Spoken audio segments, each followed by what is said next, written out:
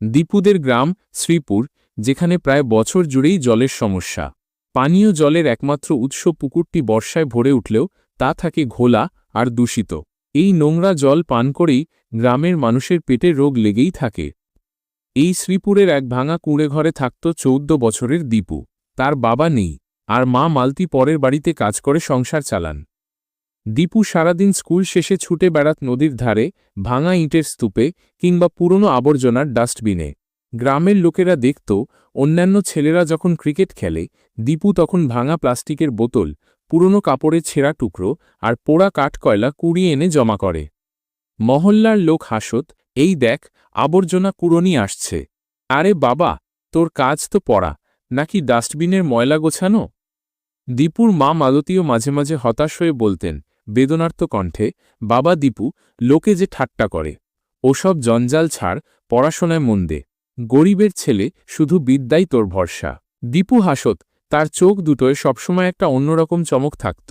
সে একদিন মাকে বলল আস্থার সঙ্গে, মা, তুমি দেখো, এই আবর্জনাই একদিন আমাদের গ্রামের জন্য অমৃত আনবে। আমি এমন কিছু বানাবো যা দিয়ে গ্রামের মানুষ বিশুদ্ধ জল পাবে। কিন্তু উদ্ভাবনের জন্য প্রয়োজন ছিল ভালো যন্ত্রাংশ আর সঠিক দিক নির্দেশনা। দীপুর কাছে টাকা ছিল না। সে সাহস করে গ্রামের সবচেয়ে ধনী মহাজন নন্দলাল শেঠের কাছে গেল। শেঠজি, আমার কিছু পুরনো প্লাস্টিকের পাইপ আর বিশেষ ধরনের বালি দরকার। আমি জল পরিশোধনের একটা যন্ত্র বানাচ্ছি। নন্দলাল শেঠ হো হো করে হেসে উঠলেন ব্যঙ্গাত্মক স্বরে, জল পরিশোধনের যন্ত্র? আরে বাবা, তোর বাড়িতেই তো ঠিকমতো জল আসে না, আর তুই বলছিস নাকি গ্রামের জল শুদ্ধ করবি? যা যা, তোর বাবার মতো তুইও পাগল হয়ে যাবি। দীপু চোখ মুছতে মুছতে ফিরে এল। তার ভেতরে আগুন জ্বলে উঠল। সে মনে মনে ঠিক করল, এরা সবাই তখন দেখবে যখন আমার যন্ত্র চলবে। ঠিক তখনই দীপুর জীবনে এলেন শান্তিভূষণ স্যার। তিনি ছিলেন গ্রামের অবসরপ্রাপ্ত বিজ্ঞান শিক্ষক। স্যারও মাঝে মাঝে পুরনো বই আর যন্ত্রপাতি খুঁজতে আসতেন। একদিন তিনি দেখলেন দীপু গভীর মনোযোগ দিয়ে একটি ভাঙা প্লাস্টিকের জারে বালি, নুড়ি আর কাঠকয়লার স্তর সাজাচ্ছে। স্যার কৌতূহলী হয়ে জিজ্ঞাসা করলেন, বাবা, এত মনোযোগ দিয়ে কি করছিস? দীপু ইতস্তত না করে তার উদ্দেশ্য জানাল শান্ত ও স্পষ্ট কণ্ঠে, স্যার, আমি একটি স্বল্প খরচের ওয়াটার ফিল্টার বানাতে চাই।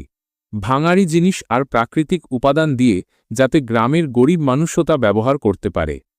শান্তিভূষণ স্যার মুগ্ধ হলেন। ৩৫ বছর শিক্ষকতা করে এমন মেধা আর সমাজসেবার ভাবনা তিনি আর দেখেননি।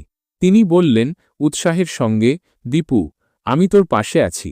পরিশ্রম আর মেধা থাকলে ভাঙা জিনিসও সোনা হয়ে যায়। এরপর থেকে দীপু প্রতিদিন স্কুল থেকে ফিরে স্যারের বাড়িতে যেত। স্যারের ছাদের এক কোণে পুরনো টিনের ছাউনির নিচে তাদের ছোট ওয়ার্কশপ তৈরি হল। শান্তি স্যার তাকে শেখালেন ফিল্টারের স্তরগুলো কিভাবে সাজাতে হয়, কিভাবে গ্র্যাভিটির সাহায্য নিতে হয় এবং কিভাবে পোড়া কাঠকয়লা সবচেয়ে কার্যকরভাবে ময়লা শোষণ করে। দীর্ঘ ১.৫ মাস দিনরাত পরিশ্রমের পর তৈরি হল দীপুর সেই যন্ত্র, নাম দিল জলশুদ্ধি যন্ত্র। একটি লম্বা প্লাস্টিকের পাইপের মধ্যে কয়েকটি স্তরে সাজানো হল মোটা নুড়ি, মিহি বালি, কাঠকয়লার গুঁড়ো আর শেষে এক স্তর পরিষ্কার কাপড়। এর মোট খরচ হল মাত্র ৬০০ টাকা, পুরোটাই ভাঙাড়ি জিনিস দিয়ে তৈরি। একদিন গ্রামে হঠাৎ ডায়রিয়ার প্রকোপ দেখা দিল। উপজেলা স্বাস্থ্য আধিকারিক বর্মা সাহেব গ্রামে পরিদর্শনে এলেন। তিনি দেখলেন দীপু তার যন্ত্রটি দিয়ে পুকুরের ঘোলা জল ঢালছে, আর অপর প্রান্তে স্বচ্ছ, পান করার উপযুক্ত জল বেরোচ্ছে। বর্মা সাহেব অবাক হয়ে গেলেন। তিনি তৎক্ষণাৎ জেলার বড় আধিকারিকদের ফোন করে ছবিটি পাঠালেন। পরের সপ্তাহেই দীপু আর শান্তি স্যারকে জেলা বিজ্ঞান মেলায় ডাকা হল। মঞ্চে রেলওয়ের মতো ভিড়। জুরি বোর্ডের একজন দীপুকে জিজ্ঞাসা করলেন, বাবা, এত কম খরচে এটা কিভাবে সম্ভব করলে? দীপু আত্মবিশ্বাসের সঙ্গে জবাব দিল, গর্বিত ও স্পষ্ট স্বরে, স্যার, গরিবের কাছে স্বপ্ন থাকে, দামি সরঞ্জাম থাকে না, কিন্তু অভাব যখন থাকে তখন চিন্তাগুলো আরও বেশি কার্যকর হয়। এই ভাঙাড়ি দিয়েই প্রমাণ করা যায় মেধা কোনো সম্পদের ওপর নির্ভরশীল নয়। ফলাফল ছিল অবিশ্বাস্য। দীপুর যন্ত্রটি শুধু জলকে স্বচ্ছই করেনি, ক্ষতিকারক জীবাণুও বহুলাংশে কমাতে সক্ষম হয়েছিল। সরকার তৎক্ষণাৎ দীপুকে ১ লক্ষ টাকার পুরস্কার এবং সেরা ইঞ্জিনিয়ারিং কলেজে পূর্ণ স্কলারশিপ দেওয়ার ঘোষণা করল। দীপু যখন গ্রামে ফিরল তখন মহল্লার চিত্র পুরো পাল্টে গেছে। যারা হাসত তারা এখন হাততালি দিচ্ছিল। দোকানদার নন্দলাল শেঠ মাথা নিচু করে বললেন, আরে দীপু বেটা, আমি তো শুধু মজা করছিলাম, তুই তো সত্যিই বুদ্ধিমান। দীপু হেসে বলল, শেঠ আঙ্কেল, আপনাদের মজাই তো আমাকে এগিয়ে যাওয়ার জ্বালানি দিয়েছে। আপনারা না হাসলে হয়তো আমার এত পরিশ্রম করা হতো না। মা মালতীর চোখে তখন গর্বের অশ্রু। আজ তুই আমার মাথা গর্বে উঁচু করেছিস বেটা। তুই প্রমাণ করেছিস গরিব হওয়া কোনো অভাব নয়, চিন্তার সম্পদই আসল সম্পদ। দীপুর সেই জলশুদ্ধি যন্ত্র এরপর সারা দেশের বহু দরিদ্র গ্রামে লাগানো হল। দীপু আর তার মা আর কখনো অন্ধকারে থাকেনি, আর তাদের গ্রাম শ্রীপুরেও এখন বিশুদ্ধ জলের আলো।